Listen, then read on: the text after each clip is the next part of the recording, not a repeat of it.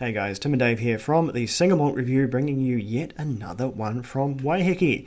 This was another one gratefully received from my absolute armload of swag I came away with from the recent Dramfest 2023, which was its own hell of a thing. Have to do a wee catch-up episode from the wee bit of footage I was able to capture there. But this one's quite special because it is in fact their own Dramfest bottling. One of a great many, but this is the only one I actually came away with a bottle of. So cheers to Waiheke for that one, always doing the good work to keep us busy there on the channel.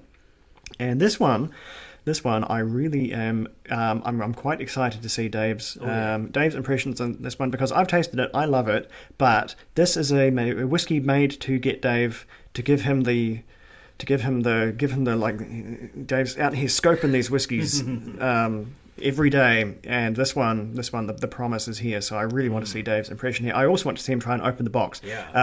This box sort of evocative of Waiheke's geometric still they've got there. I think it presents really well. I think it requires like a certain baseline IQ to actually open. Oh no, Dave's figured it out. That's right, he's got it.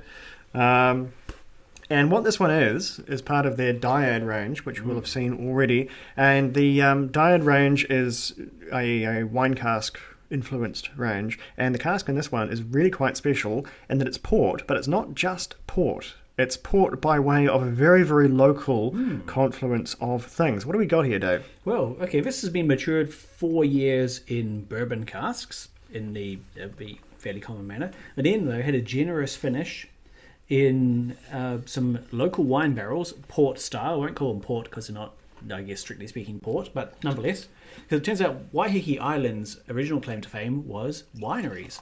It still has them. They're still a major part of the island's economy and its scene, and so they produce their own port style fortified wine, which this whiskey was finished in. Now, this is a peated Dyad expression. We tried the unpeated recently. This one has it amazing New Zealand peat, a flavour I love greatly. Which we tried the very first Waiheke tasting box with all peated offerings, and I was blown away by the sheer flavour, the intensity, the richness, the subtropical rainforest in a bottle that was New Zealand peat. And so this one, combining all good things, is going to bring that port factor along. And I think you'll agree, it's pretty jolly good stuff. At most 5 years old. 46% ABV. 46% ABV. 46. 4 years in the bourbon, 1 year in the sort of port style Frankenport casks, because not only were they presumably made from slightly atypical grapes.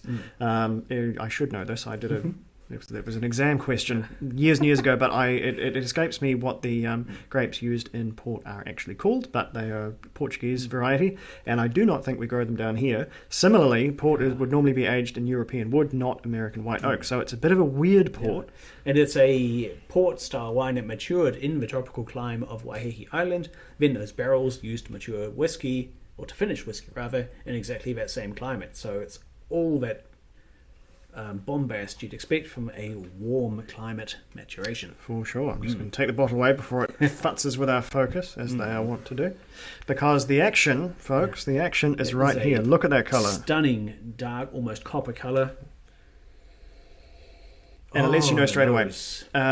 Weird port though it may be, slightly abnormal port, you get those core port notes straight away. You get the rich, tawny character. There's plums, spice, plum pudding. Yeah. The two things for me for port maturation, and they crop up time and time and time again, it's the most guessable finish in my opinion, is chocolate and strawberry. Yeah. Strawberry compote and milk chocolate. Not dark chocolate, which you might expect. Milk chocolate. It's so strange. But here they are again and again, and the same with this one. There's a good brandy warmth too. Yeah. Creamy, smooth, like a strawberry ice cream. And this is 5-year-old whiskey. It is stunning just about, to have that amount of character. So, on the palate, full strength.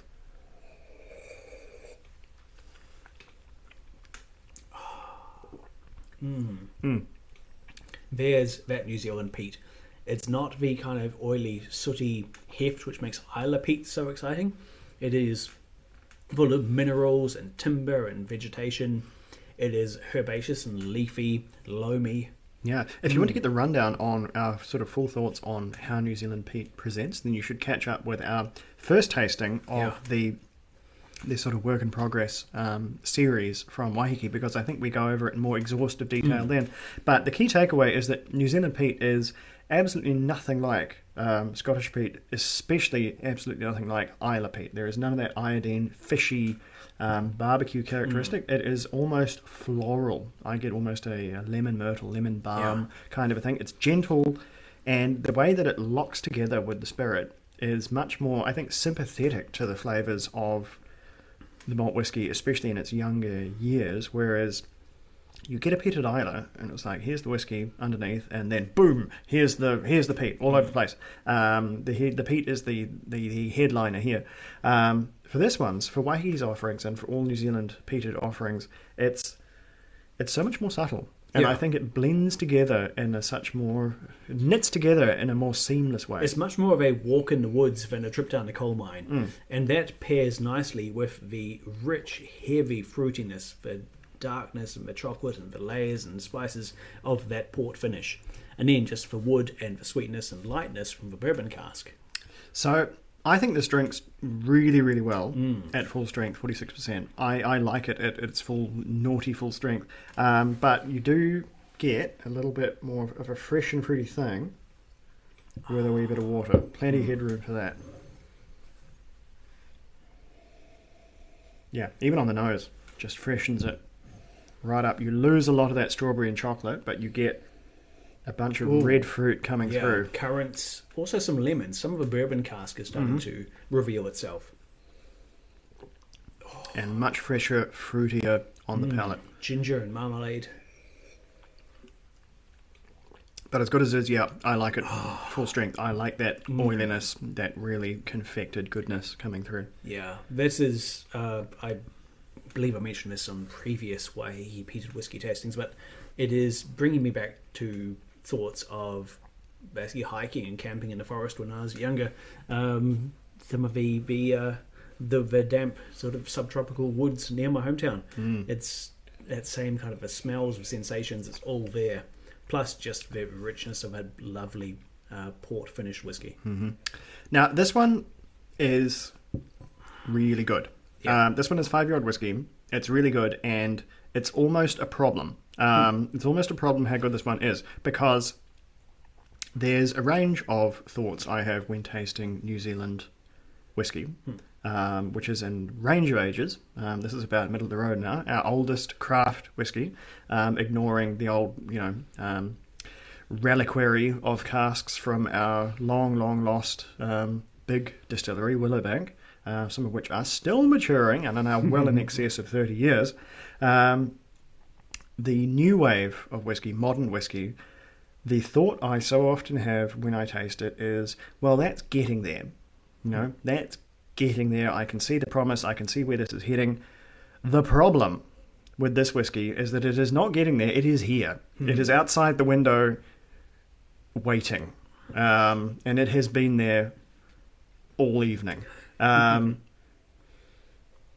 Which makes it sound a little bit like I'm playing favourites with Waiheke, which I'm not, because they are not alone in making whiskey which is conspicuously there rather than getting there. Cardrona is doing it too.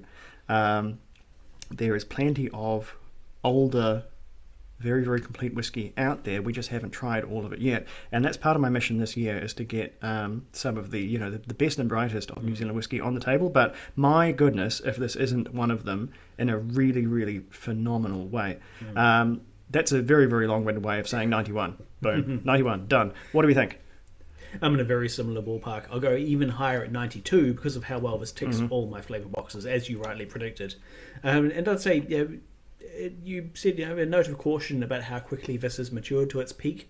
What that means, though, to me, is that Waiheke will be able to produce consistently excellent whiskey with such regularity, such frequency. They'll have almost at this rate a fairly inexhaustible supply of new, innovative, and equally good whiskey. As long as they can keep that still running hot, capacity will be the problem for them, and a whole lot of other distillers. Capacity will be not having to wait a decade or two for it to reach its peak, to achieve peak excellence. Yeah, for sure. Although that said, I would love to try this in another 2 years.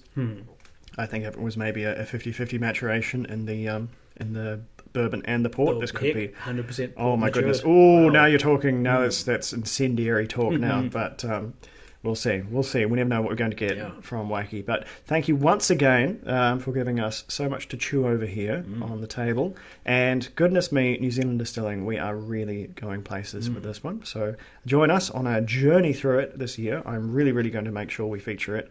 The promise is real. I'm going to feature one local one for every foreigner that graces the table.